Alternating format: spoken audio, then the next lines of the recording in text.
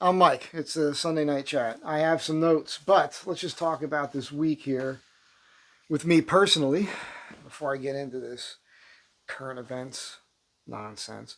How you doing? I hope you're having a good Sunday. Uh, so I have not been working, like as far as taking in any money. It's been a conscious choice because I have one thing. I'm actually going to pick something up when I'm done with this. Not a big project. It's less than $1,000. It's a quick thing I'm doing for somebody, and then I got this other thing I got to do, and the guy's cool. I got to renegotiate this deal and then get it going, and hopefully I can find the time to do that with him this week. But really, my focus has been on the van because hey, we're less than a week away now. The 26th of this month, April 2025, there's going to be the Wonderhuussy YouTuber meet and greet thing at the Baghdad Cafe, which is really a fundraiser for the Baghdad Cafe. That's what it boils down to. But we're also going to have the first ever Astro Van Tribe meetup, Astro Van meetup. So I was at Dave's house yesterday helping him put a roof on this gazebo in his backyard. Dave's going to be there. He's going to have some sets of the engine lift brackets and all that. Dave, if you're listening, I still need 2 complete sets, all done and painted, because I want a set for Jordan. I want a set for my friend Valeska. So we'll get that to them. But yeah, we'll have those there. I'm hoping, Dave, also, we got to bring the original set that Kai made. Because it'd be fun to talk to you guys. Like maybe I'll be able to organize something where I say, hey, all the Astro Van people, come by at this time and let me show you the brackets. Here's what Kai made. Here's what Dave came up with. And you can get underneath my van and look. And hopefully someone will bring some cardboard too. And you guys can get underneath the van and look. And you guys could actually see with your own eyeballs what it does. So we'll make all that happen. Anyhow, I'm trying to get my interior not completely finished at all by any means. I spent so much time researching. I thought I could buy a 1/4 inch thick 100% wool felt to put inside the bump outs to spray glue it in there. And then I keep telling you on the inside on the metal I want to spray glue a fabric. I was thinking about doing the leather, leaning towards that, and then it hit me. I was like, yeah, you know what? If I could get wool felt, I'd rather do it with that because it'll conform easier and have more insulative properties and be softer and all of that. But it doesn't exist. And you can find it. It's hard. I've discovered that there are felts that are stealing like a peel back and you can just stick it on, peel and stick. But again, 100% wool felt is hard to find in the size I need, like in a roll or something. It's all a polyester blend, or it is 100% polyester or some other oil-based product, which I don't want to put in the van. So I'm having a problem finding that. And then somebody mentioned just use old army blankets, and I have a couple of them, but I use them, so I don't want to cut them up. And people put premium prices. I'll tell you what, you want to support the channel? This is cool. Just popped into my brain. If you have any old surplus military green, it doesn't matter. Actually, if you had them in tan or something, I think they did make them in different colors. But if anybody has any old thick wool, I don't even care, actually. It could be like an old Hudson Bay blanket or something. If some people send me enough of them, I'll probably actually use them for their intended purpose. But I'd like to get a couple blankets that are the thickest wool we can find that's real wool, 100% wool, that I can spray glue and put up inside the van on the pillars and everything. Do that. Send me a note, leave something in the comments, and tell me you're going to do that. This way I won't go out and spend my own money. I don't have any money. I don't have it. I'm going to barely squeak by this month, and hopefully, some other things will come along. Yeah, I'm a weird guy. I mean, I live in this weird world where I trust the universe. I'm in tune with the universe. I'm going along with what I think is right, and somehow the universe continually provides for me, and I've learned to accept that. And that's not easy for a lot of people. Ain't getting rich. That's for sure. But somehow I'm able to eat and pay the bills doing it this way. So, yeah. It was an interesting week. So Thursday I worked all day there, and then I went and saw my buddy Dave, who did try to kill me at one time. It was a joke that we had with. You saw a picture if you're a Facebook friend. shared an image of the two of us on Thursday. And Dave was in the Army and multiple tours, Afghanistan, multiple tours, Iraq as well, I believe. And he worked for the civil affairs, fell under the umbrella of special ops and was doing provisional reconstruction teams and worked directly with the CIA and trained all those guys to survive out there. And so he tried to get me into that unit with him. And I've told that story before. We won't get into it now. But when Doge came out and revealed USAID, I got the book on it, which I still haven't read, that CIA book, the guy that was in there. It's around here somewhere. In Search of Enemies, it's called. And Dave went public on Facebook with it when that all broke. And he's like, I personally dealt with USAID. I could tell you how corrupt they are. I saw it with my own eyes. I know where the money went. I know who the money went to. I even know, like, American politicians and people like that were getting kickbacks from these deals with local businesses and all this crazy stuff. And when you talk to somebody that knows the truth about it, it's crazy what was going on with that. But it's not what this is about. It's great to see him. He currently lives in Texas and he lives real close to Austin. So I'm hoping to be able to drive across the country this summer, and either on the way out or on the way back.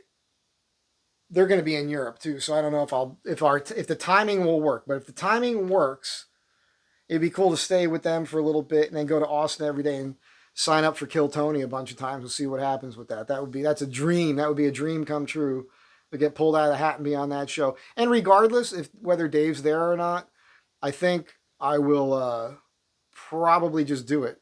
The van will be dialed a lot better. People in Austin, there are people living in their cars trying to break into comedy and do all that. It might be fun to roll through town, and who knows? Maybe I could get up and do a couple open mics or something, and just get up there and do some shtick and see what happens. Just to say I did it. Again, just so you guys understand, this is not about me trying to be some rich and famous person. Not at all. It's just a bucket list thing. Man, if you grew up your whole life, people laughing at you, well, they're laughing at me half the time. You're laughing at me, I know.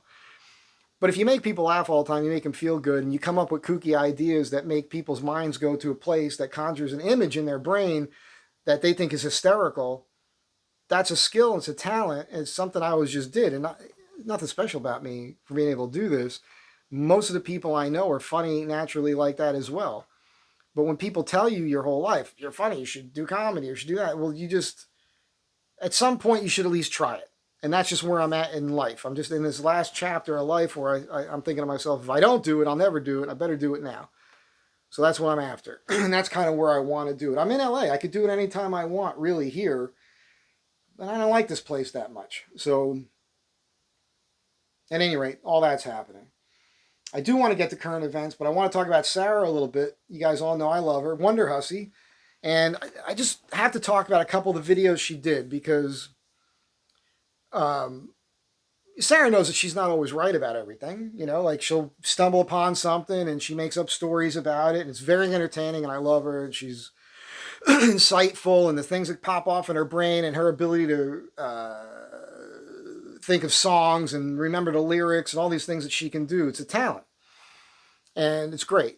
But she gets stuff wrong sometimes. And I'm like, And I can't correct her. First of all, you can't correct anybody when they've done a video. Because the video's already out. They're not going to go back to it and go, oh, by the way, I talked to somebody and they said this. And not her in particular, but a lot of times some people, a lot of women I know, they don't like to admit when they're wrong or be called out on anything. She's still doing this thing. So she bought a new truck. Excuse me. And in that video, it was funny because at the end she was saying, I called all my friends to ask them about this warranty, all her guy friends, and they all said the same thing, don't buy that warranty, it's a ripoff. And then she says, well, I bought it anyhow. So she's admitting that she's going to do what she's going to do. She'll listen to what other people say. She's still going to choose what she wants to do, even though everybody else has advised her against it. And in the same video, her sister bought a new one, and her sister's old 4Runner sitting there. And she said, well, my mechanic said that the head gasket was ready to go. In her original video, she said that he said that a cylinder was bad. And then one of our mutual friends, Fritz, who's a mechanic, a Baja 1000 racer mechanic and all that, told me on the phone, horse's mouth, he did a compression test on all the cylinders and said they're all fine. And yet, Sarah still says that she trusts her mechanic. So I can't even talk to her about that subject. I can never bring it up with her because she's just... This is like... I equate it to like the people who continually go to the same sources for information. I'm not talking smack about Sarah. I'm just saying it's a mind thing.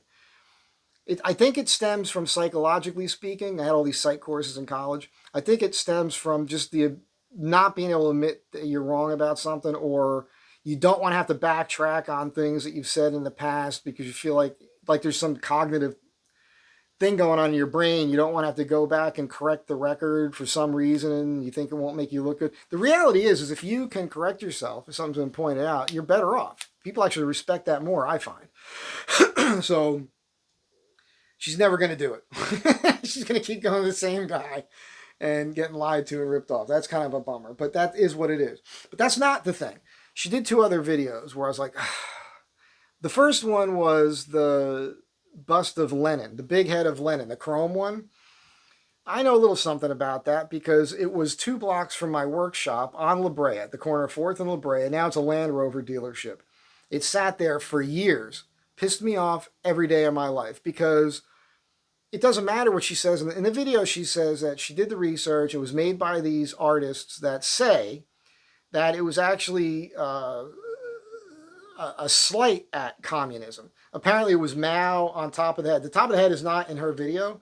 I remember it because I got videos. I did my own video. Ironically, I'm not saying I had anything to do with it. I did an Instagram video on it, and it was taken down within like the next day or 2 days. It was removed after my video got put up. I don't think that my video had anything to do with it. I think that that's just coincidence. I'm just saying that happened. And it was what I remember. It looked like a bear on the head with this bar bent like you would have if you were on a tight wire. So I can understand that there's some symbology there. She says that it was supposed to be Mao on the head of Lenin. Okay, that's all fine. But to me, that's all semantics. That might all be the truth. But here's the thing. I spent a little time in Eastern Europe. I was in Paris for Millennium, and then I spent some time in Eastern Europe. Let's just leave it there. But I was in a country in Eastern Europe that had been controlled by the Soviet Union. And I was there, obviously, just after the fall of the Soviet Union. So there is that type of iconic sculpture all over. And to them, that's promoting communism. So when you're driving down the road and you see a giant chrome, and it's beautifully done. It's a beautiful sculpture, but it's Lenin. I mean, this guy pushed Marxism, communism. You know, Karl Marx wrote the Communist Manifesto. At the same time he wrote that, by the way, I went deep dive on this. He was writing poems praising Satan and things like that. He was kind of a Satanist. And Lenin, the same way, he was kind of into the devil and that sort of thing. So it's no big secret. Shouldn't be. You should be able to extrapolate that communism that's all part of it. It's not about your individual freedoms and liberty. It's about the collective. And in the end, it creates a social class of people that are wealthy and tell everybody else what to do.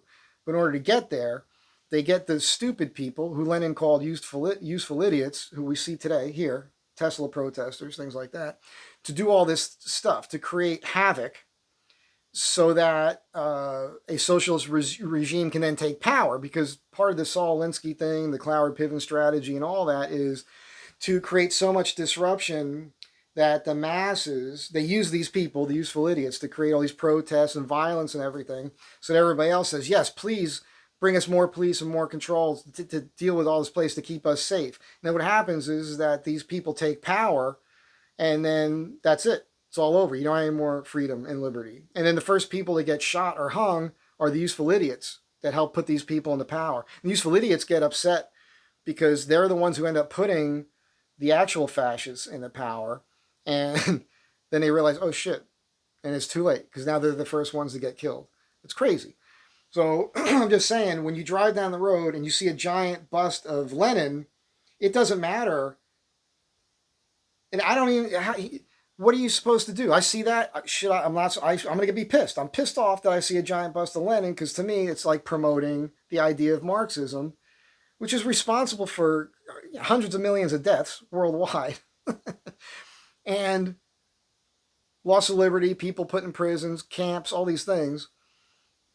I'm supposed to drive down the road and see that and go, oh, I wonder what that's about. Maybe I should look that up and get to the root of, oh, it's supposed to be a diss on communism. Huh. No, of course not. And maybe it isn't a diss on communism. Maybe they say that so they can get away with putting it up there because deep down the truth is they really want to promote the ideas. That's how my brain works. So when she did her thing, it was just one part of it where she was like a little snarky about it a little bit where like, well, you just don't know basically. Like, I found this out, now I know. So I know that's not a bad thing. Okay. If I see that driving down the road, it's still going to piss me off. And I have the right to be pissed off by it because I know the history of Lenin and Marx and Marxism and where they came from and what that did. So we should have none of that up there, period. Because if you're okay with that, then you should be okay with Stone Mountain and the Confederate generals and the statues of them and everything else. Right, that were torn down in this country in the summer of 2020 and the BLM movement and all the other nonsense, which are the useful idiots being used by the left. And fascists are far left. That's not right. They're always equating Mussolini with the far right or Hitler with the far right. No. Those were socialists and fascists. Far right is 100%, like the maximum far right for you that's over here is anarchy, no rule of law whatsoever. Far left is communism, total government control of everything. That's the reality. So they keep mixing this up and changing the words and wording things in a way to get you to believe that Hitler and Mussolini and that were far right people. No. They were leftists. They did not want individual liberty and freedom. Far right is the most free you can be. So just get that out there now because they've been lying to you forever. All right. The other thing she did, and I love Sarah. Maybe we'll talk about this Saturday. We have these great conversations anyhow. I'm not talking smack. I love Sarah. She's an intelligent woman. She can handle it. The other one was when she found the old pot grow. She's 100% wrong with what she said there, and I get it. She doesn't know about it. That grow is 100% what they're selling in the pharmacies. I've posted it here. I've done videos on it here already. I just got on the phone with my buddy who's been a grower for over 30 years. You've seen him here on the channel before. We're going to do a video and we're going to educate you guys about marijuana, in all the insider baseball on it. You need to understand that there are people like him. They're like botanists. They're like these mad scientists that find these seeds and extract the embryos and do all this work and create these strains. And it's those people, and they're a known group, some of whom have been doing it for 50 years or more, old guys, who created all the strains. And then these growers, right, these big growers, will buy the clones from these people to put these strains. And that's the strains that you're buying in the pharmacies. And what they do is they set up these giant facilities. Some are illegal, some are legal, and they use all the pesticides and all the fertilizers and everything else. And so the LA Times, as I mentioned, did a whole article on this. You should look it up. I put it on my Facebook page when it first came out, and I've been telling you this for years anyhow. But the weed that you're buying in the pharmacy is poison. It's poisoning people. It still has all the pesticides and everything else on it and in it. And it has particulate metals and whatnot from the fertilizers. And they do that on purpose because those particulate metals actually add weight to the product and it's sold by weight. So they get to make more money, but you're ingesting those carcinogens, those chemicals, those heavy metals when you smoke. That's why it tastes like shit. When you smoke good pot, it should taste like flowers. And how you get that is if you use and there's different fertilizers. Not all of it is bad. But what you're supposed to do, if you're a conscientious grower, as my friend is, and as all these other guys, in the valley out here, there's a ton of guys, and they know one another. And they have these different strains, and they pay big money for these strains, and just for the clones, and all the things that these guys are doing. What they do is they do this rinse cycle. So for 4 to 6 weeks or 8 weeks, just depends, they flush the plant with nothing but pure water. And they look at the water. When the water starts coming out pure, clean, they know that they've flushed all the stuff out of the plant. So now you're getting nothing but the plant. And that's when you harvest it. And now that plant is going to taste like a plant. It's going to taste, if you smoke pot, it should taste like flowers when you smoke it. That's what it should taste like. And if it doesn't, if you could taste metal in your mouth and that sort of thing, it tastes like crap, which is the stuff mostly that you're getting from the pharmacies, it's because it has the fertilizers still in it, you know. So that's the thing. So when Sarah was walking around this grow and picking up all these things, going, this is the bad stuff, you know, this is why you want to go to a reputable pharmacy or whatever. No, no, no. That's the stuff being sold at the pharmacies. And my buddy Dave, who's a big-time Mojave Desert guy, he's out there all the time, been going out there for, gee whiz, probably 40 years or more, and a 4x4 guy and everything. He goes, he had been to that exact location already, and he said there's 3 more of them out there just like it. And some of them, they do it again, right at the same location, and then it gets torn down again. So it's a thing that happens. I'm just saying. So sometimes when I watch Sarah, and I told her this when I first met her, because she'll be going to I've got different experiences. I love her. I love what she does. And she drives around, she sees some old abandoned thing. She goes in there. She doesn't know. I mean, there's information there, magazines and stuff, and that's cool. And she has this great imagination, and I love her stories that she comes up with just imaginatively. And that's super cool. I forgot to look at the watch again, as usual. And that's always interesting. But when she starts talking about the structure and tries to date things and whatnot, I'm like, oh, God, that's just not right. It's just wrong. I can tell you what's going on there. I've been building shit for, 40 years. So I know. I wish we could do it together, but, she does her own thing. She's not going to do that. So there's always going to be that thing. There's things I say here that's incorrect, and I get schooled sometimes in the comments, or friends of mine when they see me. I try to be as accurate as I can be, because I understand that. I don't know everything. But it's a funny thing with me. It's not just her, by the way. I watch a lot of stuff, and I watch things and I go, that's not really what that is. I don't think that's what's going on there. I had a thought yesterday. I'm not even going to get to my notes. I have this friend of mine, great woman. She's a teacher. She's a history teacher. She teaches 11th grade history back in Jersey. And she's more conservative, voted for Trump and all that. And she has a friend that we also came up with, who's this beautiful, like a hot chick, real estate person. But she hates Trump. She has hardcore TDS, man. Hardcore Trump derangement syndrome. To the point where she's just sending our mutual friend all this propaganda nonsense. And she's just frustrated. So she's just sharing with me. And I'm telling her how to take down this other person. Look at the stuff, look at who wrote it, then look at the other stuff they wrote. It's all going to be the same dribble, and point that out to her. It's like, this is all coming from one side, And then the other thing is, it's all these predictions, all this doom and gloom stuff. It's like, I said to her, look, all you have to do is give her all these examples of things that we've been told for decades that never came to pass, right? So like 25 years ago, more than that, Al Gore, people like that, there'd be no ice on the polar caps in 10 years. Sea rise is going to rise by 3 or 4 feet, in 10 years. All these crazy things that they said, well, we're like 15 years or more past the date when they said those things would have happened, and none of it happened.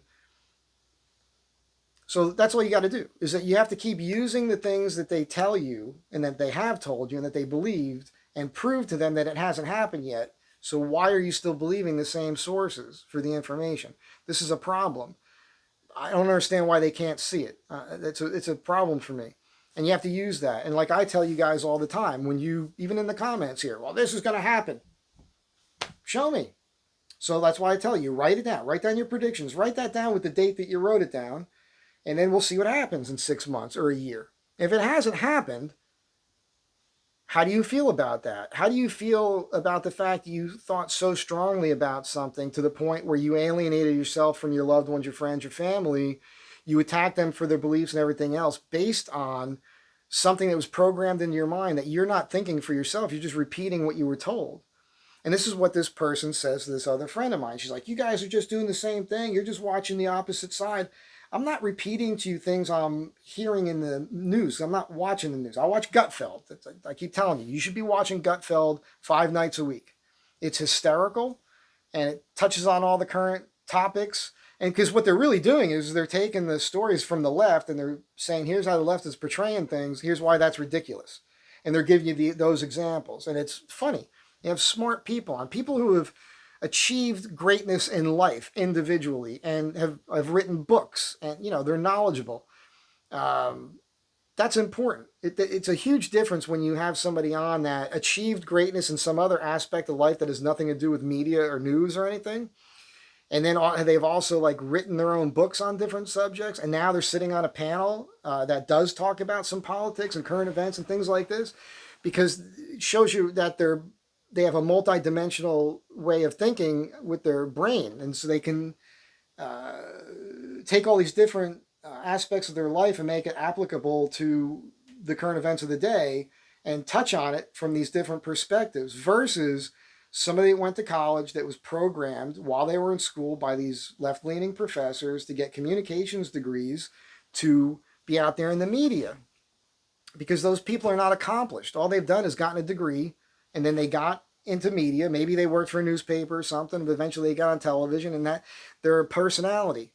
They look good, and they can lie well, right? It's all that. Like Clooney, he's a mouthpiece for the left. Good-looking guy. He can be charismatic. He can say things that are believable, and he helps that side to get followers and find leaders and all these things. But he's an empty vessel, really. He's a mechanism to get a message out.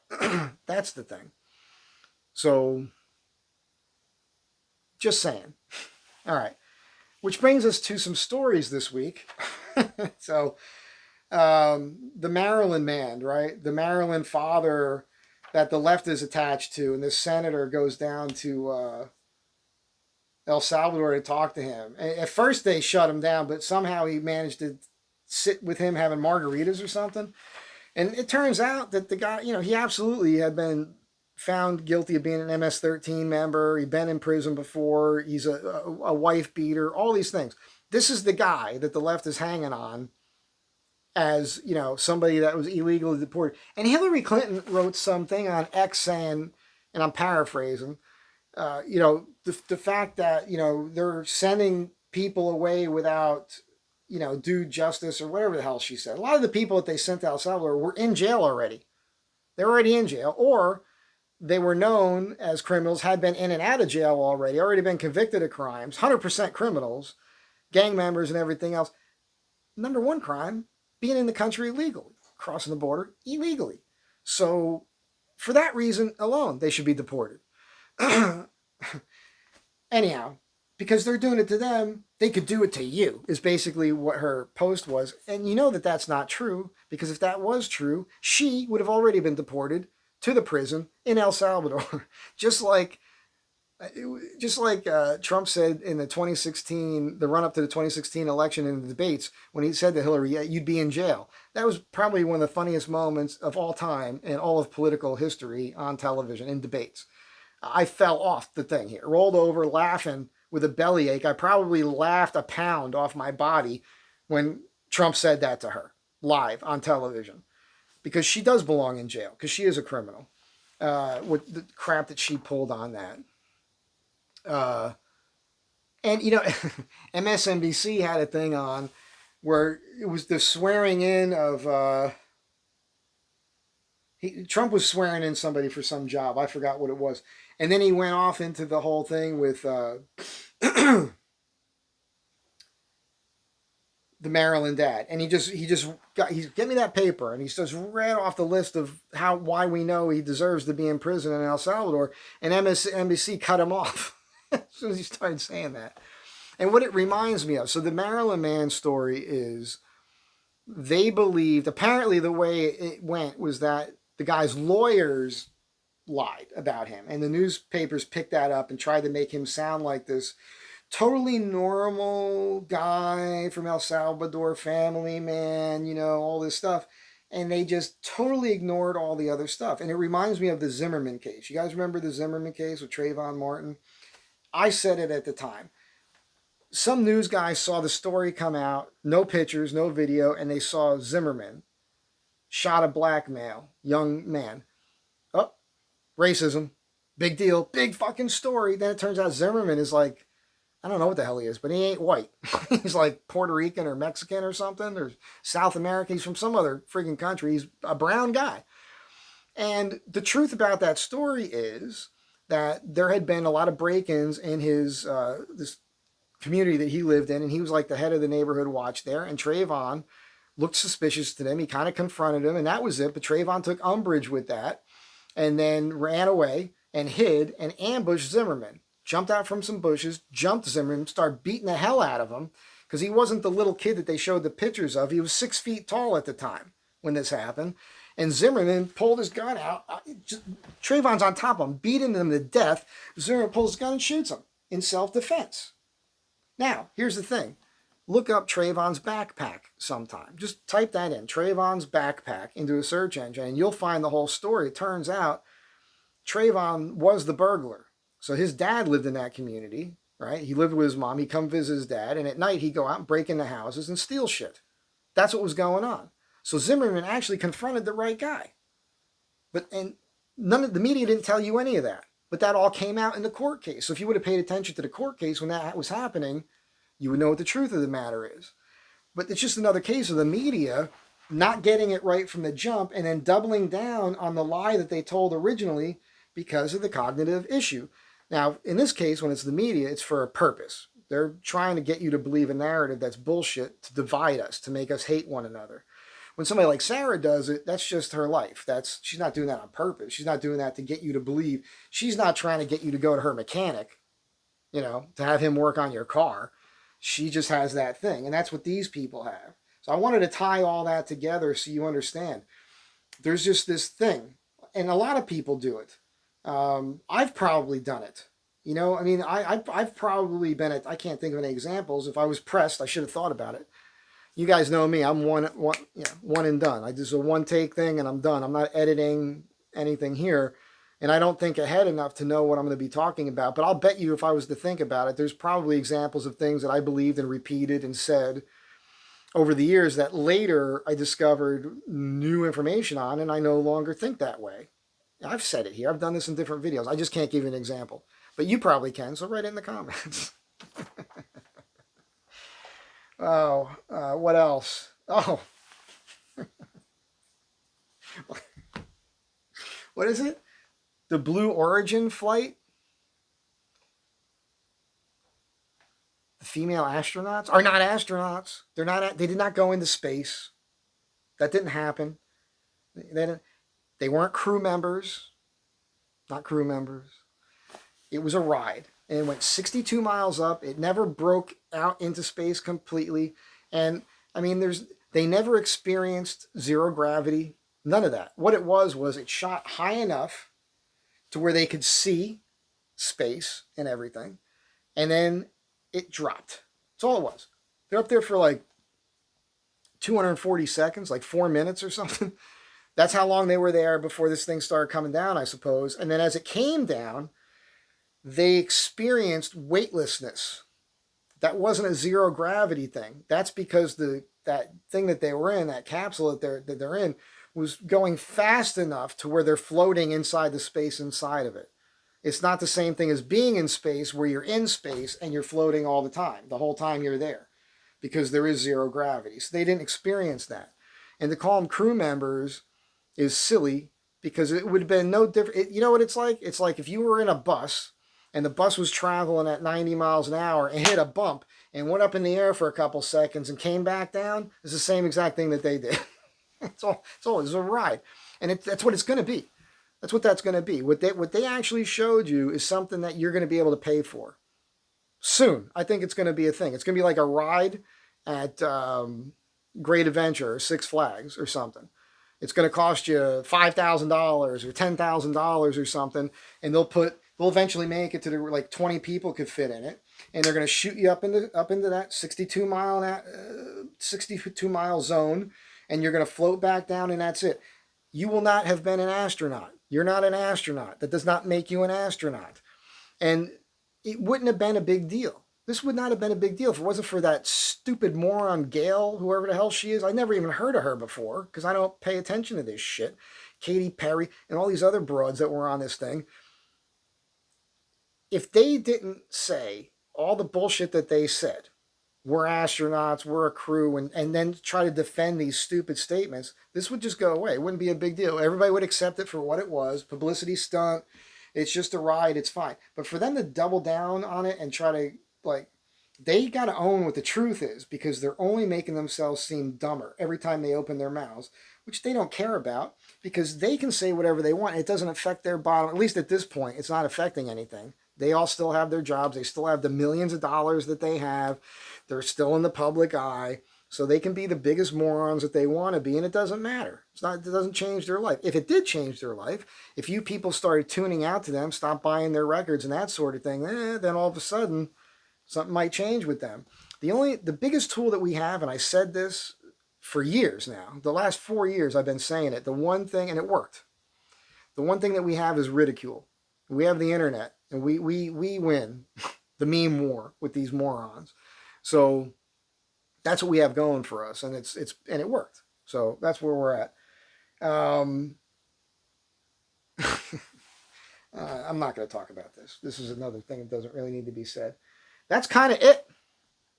I did that in under an hour, huh? I didn't look at the watch. So let's see, what else can I talk about with you? Man, I got that out pretty friggin' quick here. There's some stuff going on. I got a notice in the mail here from where I live. They're going to be replacing electrical boxes in the units here, which means they're likely going to build this structure in my parking lot coming up here, which is really going to suck because it'll take a year or more.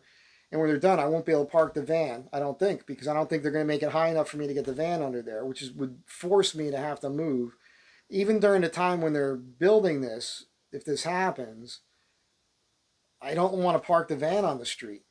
That's when it gets fucked up. That's when people, they hit the van, they break into the van. That's what they do with cars here. So that's a little stressful. I got some family stuff that's a little stressful, which I won't get into now, which, we'll see how that all goes. I'll just say about the VA, the paperwork's finally being sent in, and I feel good about it, but no predictions at this point, so I won't get into that. I also want to talk less about that sort of thing and anything else that I'm planning for my own future. There's this thing about kind of like being in sync with the universe, right? And being positive minded and keeping positive energy going into the things that you need them to go into, and how you can kind of steal the energy and motivation's the wrong word. The energy and the positive progression towards manifestation. You can kind of steal something away from that if you talk about it too much. So I have to be careful about sharing too much about possibilities of future things, and just be positive minded about it and not put my own mental blocks in. This is part of a conversation I had with this friend of mine the other day. A lot of people I know, both men and women. It's mostly women, but it's a few guys I know. What you might not realize is that you become what you think. You become what you say. Your brain hears what you say about yourself, which is why, self-deprecating humor is fine. It's not a big deal because you laugh at it with it, and you know what the reality is, and you're sharing that with other people, and you're making them laugh, and that's fine. But you can't go around calling yourself a loser and things like that a lot, because you start believing it. You also can't wake up in the morning and be like, what's going to happen now? And every time something goes wrong, have the mindset of, God hates me, or the universe hates me, or I did that for a long time in my life, and it really hurt me from getting ahead. And I just turned a corner, and you guys know, it was my 50th birthday. I had this experience, and ever since then, I've been a different person. I've been way more positive, and I've manifested so much in this van. It's crazy. The Astro van. I got to talk about it because it's just so insane. I did a video last week, you know, about like these three major upgrades. And but it's this whole thing has been, it's just so insane. I'll give you a quick breakdown on this. I always knew what the Astro van was. My uncle had the first 1985 Astro van, not the first one off the assembly line, but 1985 he had an Astro van. And he had the Chevy vans before that, like the Chevy 10s and whatnot. He was a van guy. And I had a Chevy 10 in the 90s, which was a lemon, and it had the V6, and that's the reason I didn't like Chevy for a long time, because that van was a friggin' disaster for me. I almost died in that thing.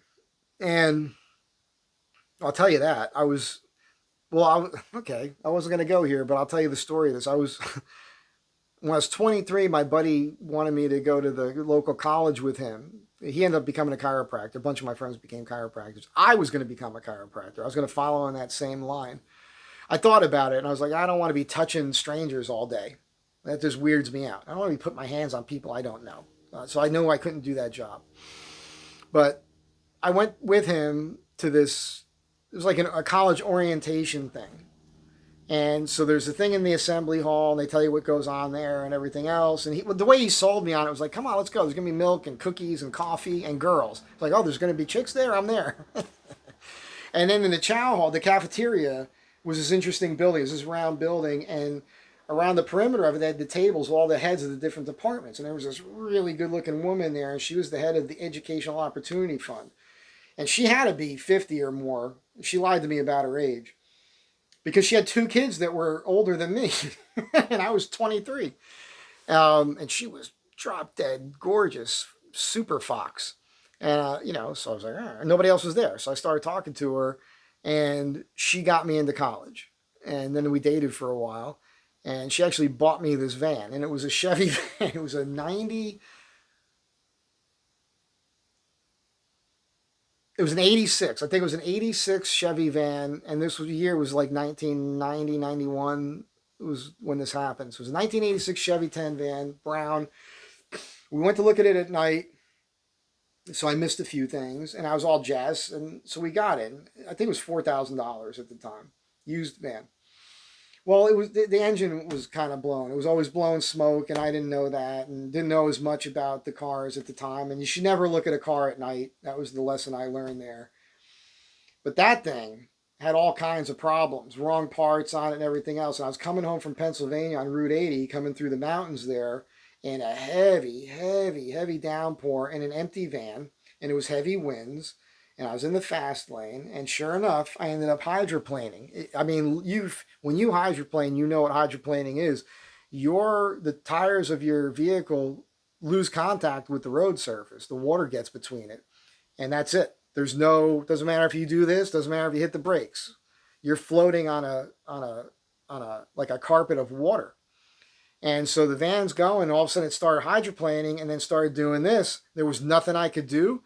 And the van spun around, and went across 4 or 5 lanes. That's Route 80 up there is pretty wide. I think it's 5 lanes wide, and it could be 4. And I went, and I spun around twice, and then did a 180. And now I'm in the far right lane, right, the slowest lane, backwards. And at this point, the tires make contact with the road. I could feel that I can stabilize it with the steering wheel. And I look in my rear view mirror, and I steered off the road with my rear quarter panel into the guardrail to stop the van, is what happened. Because the brakes, if I hit the brakes, I would just hydroplane again. So I had to stop it somehow. And I did that. And I hit the guardrail, and it slowed it down, and it stopped. And I could apply the brakes, and it stopped. And there were other cars on the road and everything. There's no reason that I should have lived through that. That's one example. There's so many times I should have been dead, man. So many times. I used to joke I could write a book on every chapter would be a story of how I should have been dead. It's insane. It's insane. At any rate, that van was a fucking lemon. That happened because we found out later that somebody had put the wrong brakes on the rear end or something. Like, I don't know. I don't even remember it all. It was a long friggin' time ago. But, yeah. Anyhow, I was talking about that because of this woman, and I was talking about her. I was probably getting to something else, and I went off on the weave there, and now I can't bring it back. I'm sorry. I don't remember what the hell I was, where there was going to be a broader point there, but I just relived that moment. That was not a fun moment. That was a, whoa, whoa, whoa, whoa, whoa, okay, whoa, bam, all right, made it. What just happened? Because that should have been it right there, man. That should have been it. Oh, shit. Sorry, I totally lost my train of thought there. But that's a reliving that moment. Now I'm starting to think of all these other things, all the motorcycle accidents I've had, and uh, literally fighting for my life with my bare hands, and being mugged at different times, and getting stabbed and getting shot at, and all the crazy shit that I've been through, falling off houses, and the people, the things I was doing, man, when I was young, and places I traveled. It's just not good. It's just, there's a lot of it. There's a lot of it. It's really no surprise that I became like this shut-in that basically sits home and doesn't do anything anymore. Because when I go outside the house, it's too much for me, man. I never know what's going to happen. Mostly it's cool stuff. Mostly it's just bizarre. The people I meet, the things that happen. I was just talking to Sabo earlier, and I'm very pleased with him. There's his book right there, Unsavory Agents. You should get a copy of that. I'm in the book. I told him to please send me a poster like that size of the book cover, because I want to have that up here for you guys instead of the book, because when I leave it up, I stick something underneath the pages to keep the pages from tilting, because I don't want to ruin the binding by putting it like that. But I keep putting it up there for you guys to remind you that this book is available for sale. You can go to unsavoryagents.com to buy it. And right now he's still only selling it for $100. And that should be a $200 book all day long. And it's now getting reviews. And the Blaze reviewed it, but there's been a lot of other reviews. I probably shouldn't share this, but I'm going to let the cat out of the bag. Apparently Roseanne is a big fan of the book, and her son are going to possibly do a review of the book. That's a big deal. That's a huge deal. So he's doing well on the book right now. He's ordering them 100 at a time and then selling them himself. What I'm hoping is that it gets popular enough to where a publisher approaches him and agrees to publish the book. The good news for him with these runs is he's been editing all the books. I made the joke. The reason I'm talking about this is yesterday I was hanging with Dave, and I joked with him. I was like, man, I don't know, man. If Sabo gets mad at me, he might just cut me out of the book. I just talked to him about it. He goes, no. As a matter of fact, I made you even better. Because this is the first version, and he's been editing each version to make it better. So the text, there was a few misspellings, and then the images, the layout of some of the images, and also the crispness of the images. What am I trying to say? The resolution of the images. Some of them were a little milky in this first version, so they're better. So the later versions that you're buying are a better version of the book, which is very, very cool. So I'm happy for him with that. I can't support him enough. Now he is, so what I didn't know, because if you know Sabo, if you don't, if you're a friend of mine on Facebook, there's a picture folder. Go to photos, go to albums, and you'll see the Sabo one, what I did with Sabo. And those were just a few snapshots that I happen to have of some of the hits that I participated in with him, because he calls me his danger monkey. I was the guy that, I was in my 50s, man. And 3 o'clock in the morning, no harness, nothing. Just bam, bam, bam, climbing up on these billboards and mounting these things and throwing them over and making that shit happen.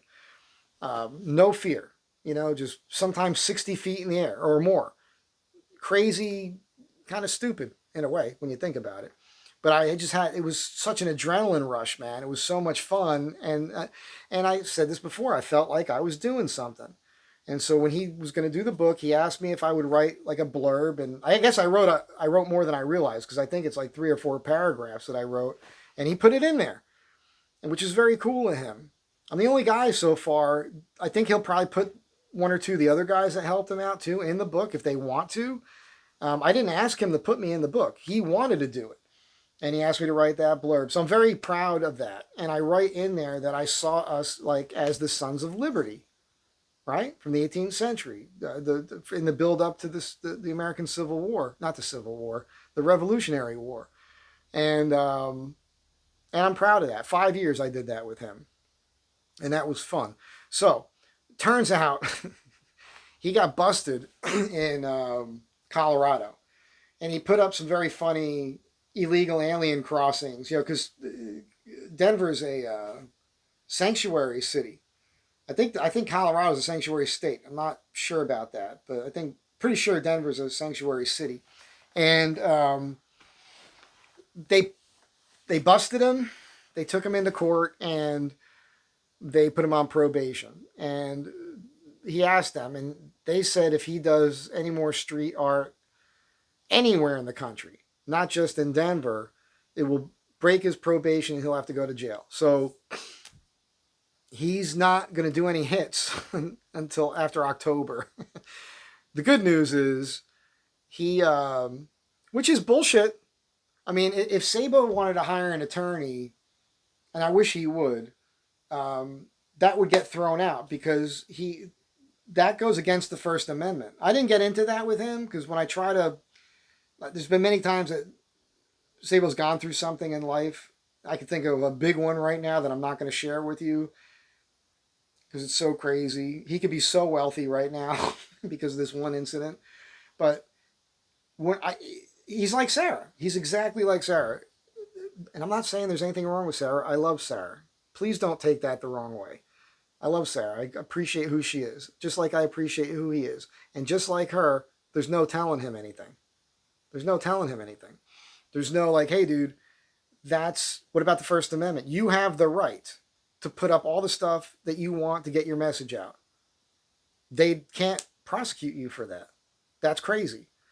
But he's not going to fight it. He's just going along with it. And again, getting to the good news of this, he's going to use between now and October to focus on this documentary. So Sabo, when I did hits with him, and it's not just the ones I did, he always did this. He has drone footage and he would shoot it. He would film everything. He filmed everything. So he has a ton of material for a documentary. And I told him this originally when the book first came out. I said, dude, this is it. This is the precursor to, and he knows that. That's why he did it. The book is the outline for the documentary. That's basically what's going on. So the book is the outline. He has all this footage, and now he's going to actually start putting these clips, getting them in order, and at least put something together that then he can maybe get to an editor or something to help streamline it and turn it into something that's really presentable. But that's the next thing, is the documentary. And I'm excited about that because it's, for me personally, because it's going to be fun. He has been reluctant. He always said to me, he's like, Mike, once this is out, I'll give you these clips so you can put them on your channel. But that's going to be fun, man. That's going to be fun because they're short. Just to reiterate this, like I got to the point with him where I would get up on the billboard so fast and I'd have everything set up, ready to drop. And he'd be screaming at me, stop, stop, stop, slow down. I got to get the drone up. I got to film this. I got to do this. And I'd be yelling back at him. And it's like 3, 4 o'clock in the morning. I'm not doing shit. I'm ready. I'm waiting for you, motherfucker. Let's go. We would have this back and forth like an old married couple. Somewhere in Los Angeles. Like I'm screaming on top of a building. He's yelling at me. I'm yelling back. I'm like, let's fucking go. Let's just get it over with. Get your fucking shit. I'm up here, dude. I'm the one up here. I'm ready to go. Let's fucking go. I would only do that if he was, because he'd be stressed. Because he would really, I was never scared and I was never stressed. My thing is like, let's get the job done. Like the first couple were tough. And once he trusted me and he knew that it was like, okay, Mike's here, nothing to worry about. Eventually he got to that point with me and that's what it was. Bam, I'm ready. Ready to go. You say when. Ready? Go. Boom. It drops. Perfect. I approached it like a military operation. So I'm happy for him, but I'm excited to see it. I don't know. I never saw any of it. I've never seen any of the footage of me doing those things. So I'm excited to see what got filmed, and that'll be fun. And yes, a big part of it is me just jacked over the fact that I'm going to see myself doing these things, and I think that that's cool. So that'll be a good thing, and I'm looking forward to it. And right now, it's a good time for him and for this because of the whole Trump comeback thing. It's interesting. I asked him for this other poster. He did this image. You guys will see it. I'll do a video when I get these things in the mail. He said he'll send them out tomorrow. We'll see. But he did an image of, there's a famous image of MacArthur, like this, with the pipe, with the hat, the general cap on, And it's a famous image because it was World War II, and in the Philippines, the Japanese forced MacArthur to retreat. And that was a bloody nose for America at that point in time in history. And MacArthur famously said, "I shall return." And he did. And so Sabo took that image and he made it Trump. And on top of that, he's got all this like 40s tattoo flash, like I have on my body. I'm a fan of that style of tattoo work. And it's just, for me, it's because, President 45, President 47, he came back. And that story, whether you like Trump or not, it doesn't matter what your opinion of Trump is. The fact that he was president, and in the face of all the lies and trying to take him down, trying to put him in prison, everything based on lies, based on total bullshit. I just posted a thing today about, from the White House, breaking down the COVID thing, just on how, that whole thing worked. So, because now the truth is out. We know that was all a man-made thing and all that stuff. So it's crazy for him to go through all that and then be president again. That's a freaking story. That's a crazy thing to have happened, and we all watched it happen. Now, most people see it that way and understand it. There's a portion of people that are still believing the bullshit and still thinks he belongs in prison and all these other things because they have this in their mind, as we've already touched on. This whole video today is really about this. It's like some people get something in their mind and there's just no talking to them after that. And you guys need help. There's going to have to be some sort of thing for TDS. I don't know if it's going to be meds or intervention, re-education camps. We wouldn't do that. The left would do that to us. They actually talked about it. They actually talked about that. But there has to be I believe that there's going to be a sea change. It's dangerous because they won't give up on their rhetoric. So I've heard some smart people say that they expect that there's going to be something bad to come along that the media can latch onto that's real, that they will use as their main talking point to get support again so they can build their ranks up again and fight again. Right now they're losing on every effort, at least in the realm of reality. Their realm of bullshit is still working to a certain extent, but they're losing people every day because of the truth coming out. Like the Maryland man is an example. Fucking wrong hill to die on there, man. You guys should just cut your losses on that one and just admit the fact that you picked the wrong guy on that, because that's stupid. Stupid. Don't know what you're doing there. But keep doing it. Keep doing it. Matter of fact, let's bring, I think Biden is fine. I think you should bring Biden back for 2028. Or Mayor Pete or AOC. I think that AOC has a chance to beat Trump in 2028. That's who should run in the next election for the Dems. That's who I think she's probably their strongest candidate.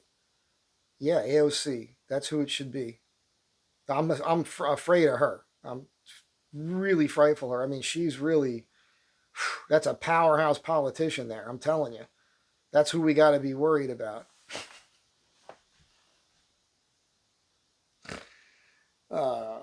Relax, everybody. Relax. All right. I told you a couple weeks ago when everybody was freaking out over the stock market. It's kind of balancing out, The same thing with the tariffs. I keep telling you. I've been saying this for years. Trump says something. It's not about doing the thing that he says. This is the problem with the media. They keep taking him literally. They don't take him seriously, but they keep taking him literally. And that's the wrong way to look at it. He's saying what he's saying. He will back up what he's saying if he's pushed into the corner with it. But because they understand the power of what he's saying, if he sticks with it, they're screwed. Every other country on the planet needs America. We have the buying power. We have the biggest consumer base in the world. Right? The people, Poor people in this country own flat screen TVs. Poor people in this country own cars. Will Rogers said we'll be the first generation of poor people that own automobiles or something like that. So, we're the breadbasket of the economy, right, for the world. Everybody needs to do business with the USA. That's just how it is. And we're a power in other ways, including energy. Energy, technology, entertainment, all of it, all comes from here. So Trump, in my lifetime, I believe he's the first president to really understand this to the point where he's monetized the country. He's actually figured out a way to make money just from the country being the country. That's a big fucking deal. But like he says, we went from losing $2 billion a day, trade deficits, things like this, to bringing in $3 billion a day. That is huge, man. That's actually happening. So everybody needs to just relax. Let this go. This needs to happen.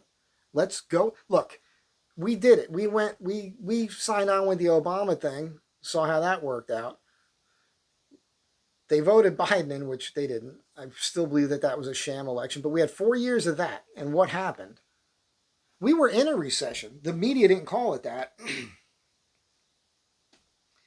So it's the prices of everything, energy, eggs, all the stuff that went up under Biden, fuel. By the way, California sucks, man. I'm still paying roughly $5. I think it was $4.50 a gallon the other day, but it was $5 a gallon the week before. And there's places in this country now that are paying less than $2 a gallon. So California, run by evil, maniacal, crazy person, jackass, narcissist. That's what's happening here. That's what's happening in this state.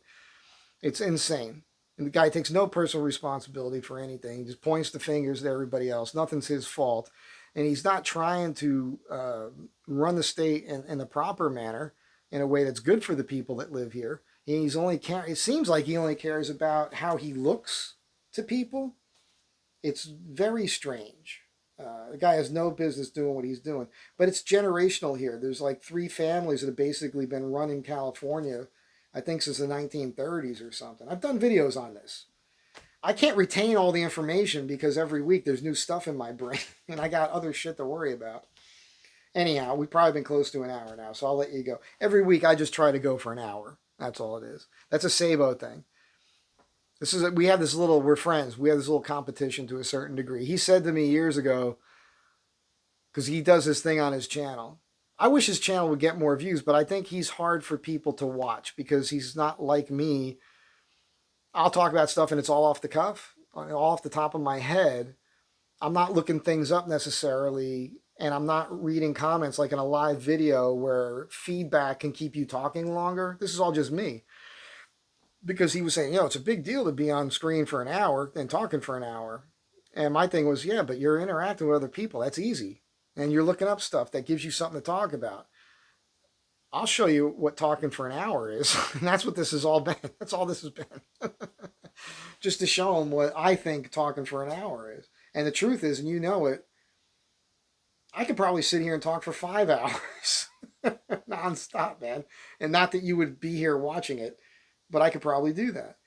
And I'm not saying that makes me something special or anything important. I'm just saying I have that. The words I want to use make it sound like I'm talking myself up. But I don't know, is it a skill and an ability, a talent? Is it all of those things? Is it none of those things? I don't know, but I can do that, is all I'm saying. I don't think it's, it doesn't get me anywhere in life necessarily. At least it hasn't yet. Maybe it will someday. That's it. Enjoy the rest of your Sunday. I hope you got something out of this video. And hopefully we'll see you next Saturday. I'll do a video before Saturday, and I'll bring this up again, but I'll mention it here. I'll talk to Dave about it. I think we're going to try to meet at the Baghdad Cafe like Friday in the afternoon sometime. I don't know if Dave has to work a full day. He doesn't get out of work till like 3, so he wouldn't get there till after 5. I'd like to be there earlier, but the idea is to get there the day before, drive down south on that Troy Road to the end, and then take a wash in to the BLM land and camp down there for the night somewhere. And then come up Saturday morning Because we got footage down there. I need footage of the van, pictures of the axles, the van in use on off-road and everything. And then Saturday we'll try to get up there. I think that starts at noon, so we'd probably get up there by like 9 in the morning or something and find a place to park. Maybe the lady will be running already. Maybe Sarah will be there. I got to talk to Sarah before then. But the way I envision it is, I'd like to have me and Dave park our ass. Like if here's the Baghdad Cafe, and here's Route 66. You're looking straight down. Here's Baghdad Cafe, Route 66, and there's this giant. There's 6 acres there. There's a giant parking area going across here. There's an RV park over here. I-40's up here, you know.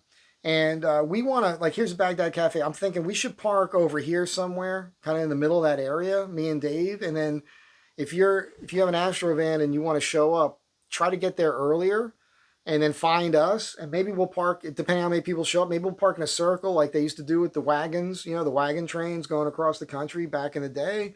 Or maybe we'll get someone to do a semicircle, maybe some other Astro vans parking around us. Because I think it'd be fun if we could get all the Astro vans. I haven't okayed this with anybody. We're okay to do it. So I'm assuming we can park this way. Because I'm assuming Sarah's going to be probably right up near the cafe itself. And I don't know who else is going to be there. I'm expecting other YouTubers to be there. And these aren't people I know very well. I've probably met a few of them before. I've probably been at events with them. But that doesn't mean I know them. Like I know them. Like I've said hi. I've shaken a hand. I've had a few sentences with a couple of them. They're not friends of mine. They're not people I hang out with. Sarah's the one I hang out with and I know. The other people are just people in that world. And I don't latch on to Sarah. I know I talk about her and everything because we're friends. We share things and we talk. But I don't try to use her necessarily to advance my own channel. I do videos with her. Once in a while, I share stuff about her. But you know what I mean? I'm just doing it because this is genuinely who we are with one another. I don't think she has that same relationship with those other people. But I don't know. It's not my business. But those people will be there. I'm not going to be with them. I'm not going to be sitting down next to them. I'm going to be over here with the Astro van people. So that's my plan anyhow. So again, if you have an Astro van, you're planning to make it there, do that. I'm going to have a table out. We're going to have the engine lift brackets there. And we already went through this already. So it'll be fun. It should be fun. We'll be there all day Saturday. We'll probably spend the night parked right there. We're allowed to. We're allowed to spend the night in the parking lot Saturday night. You probably spend a couple nights there.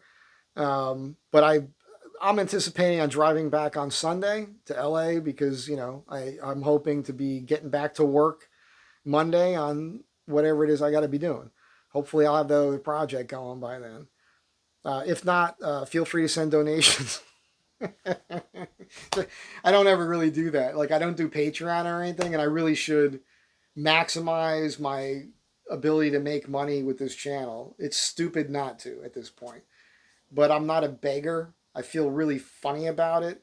I think it's wonderful that many of you watch the channel and actually send me money once in a while because I'm not asking you for it, but you do it. And I love when I get packages of cool things in the mail. It's very cool.